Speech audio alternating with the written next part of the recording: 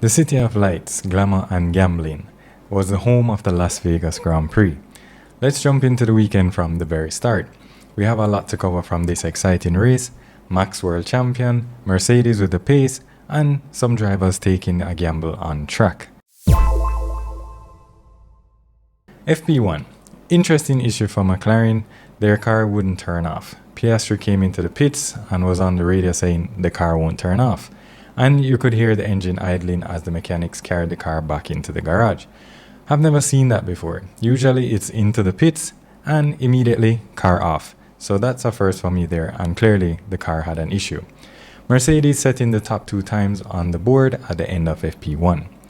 FP2, the Mercedes team continues to look like the dominant team in Vegas, with Lewis finishing on top again with Norris splitting the Merc teammates. Alex Albon with a fueling issue for his Williams, bringing out the red flag. Williams certainly been on a stretch of constant repairs, especially due to the crashes in Brazil. I'm sure they can't afford this. What's interesting is that Pierre Gasly has not had $1 single of damage to his Alpine this season. I couldn't believe it. I'm sure Alpine surely appreciates that. What are your thoughts? FP3, another Mercedes driver on top, this time George Russell. We see Max finding some pace finally after struggling in the first 2 sessions. Only red flag came from the Aston Martin of Lance Stroll, who had to pull over due to an issue with his car. Now, let's jump into quali. Disappointing quali yet again for Checo. Being knocked out by 700ths of a second, Red Bull definitely wanted him to be up further in the rankings to potentially help Max if the need arose.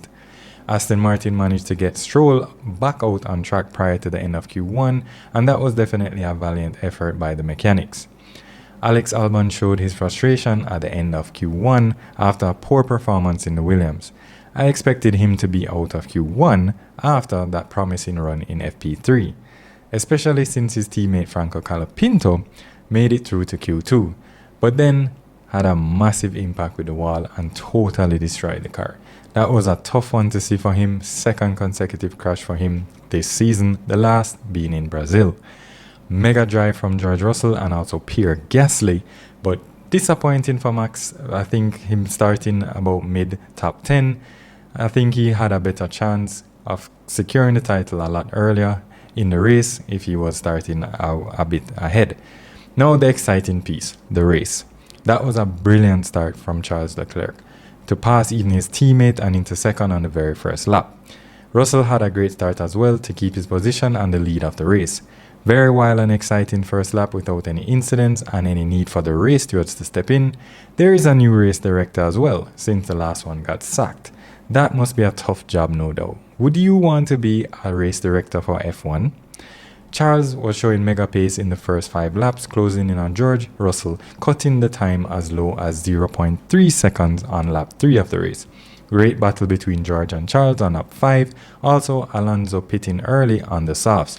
Aston were clearly hoping for a safety car to take advantage of starting on the softs, a gamble that didn't pay off. Verstappen meanwhile able to pass the Alpine of Pierre Gasly on lap 5 to gain a great advantage over Norris. Leclerc dropping from 2nd to 4th in a matter of 2 laps. They believed it was the tyres dropping off rapidly, but that seemed very fast compared to others pushing like Leclerc. That one was definitely weird to see, and Ferrari telling Charles to stay out and sacrifice the tyres for track position. The track was certainly ramping up quickly after lap 10. We saw pace from Lewis for sure, and then Lando had to pit on lap 10 due to his tyres going off quickly, similar to Charles. Max moving into second on the end of lap 10 shows that the Red Bull have definitely got the tyre deck set up right for this track. Similarly, the Mercs were good on tyre management and pace. Mega pit job from the Red Bull crew to let Max get out in front of the 2 Ferraris and critically Lando Norris. Now this one is wild. Esteban Ocon missed his entire pit stop. Now that's a first. He just went past his garage and then went back out on track. I have never heard of that. Meanwhile, Yuki is running over speed warning signs at the end of the pit lane. Vegas is just wild. Engine very bad, as Matt Armstrong would say, for Gasly. Rough one on Pierre starting 3rd and then having a DNF. Luckily for the other drivers, especially the ones in the lead, Pierre was right by the pit lane and didn't bring out any yellow or red flags.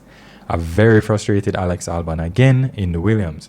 even allegedly saying on the radio, "Can we just have a race without incidents?" referring to a possible overheating issue on the Williams car, which eventually led to Williams retiring Alex's car on lap 26 of the race. Suspected that a bag was in his radiator, which caused overheating. A lot of bags seem to have been flying around in Vegas. Why is that? Let us know in the comments below. Were Max and Red Bull playing pit games, saying box and then not coming in, but interestingly was Sainz in the pit lane and then diving out across the white line. That I thought surely was a penalty for Sainz. I am yet to see anything from that incident. And what makes matters worse was Ferrari saying that they weren't ready for him. Just wow. I hope that is not the same Ferrari that Lewis is going to in 2025. What a move by Checo Perez on lap 38 to move from 14th up to 12th in one move, overtaking both Magnussen and Lawson. Surprisingly, no contact between all three cars. I thought for sure that was going to be a red flag or at least double yellows. 4th World Championship title for Max Verstappen. Exciting season for sure and an exciting race. Congrats to Max and also George Russell as well for his win. A massive drive to take the win and a great drive by Lewis to get driver of the day. Constructors title is still up for grabs and we continue as we move into the next two races for the 2024 season. Huge congrats to Max again and the Red Bull team. That's all the time we have for today. Be sure to check out our other episodes of Let's Talk F1. Share your comments below and join the discussion. Also check out our car merch at ModzCity.com. We have some Black Friday specials coming up. We also have some F1 inspired merch as well. Thanks so much for watching. This is Let's Talk F1.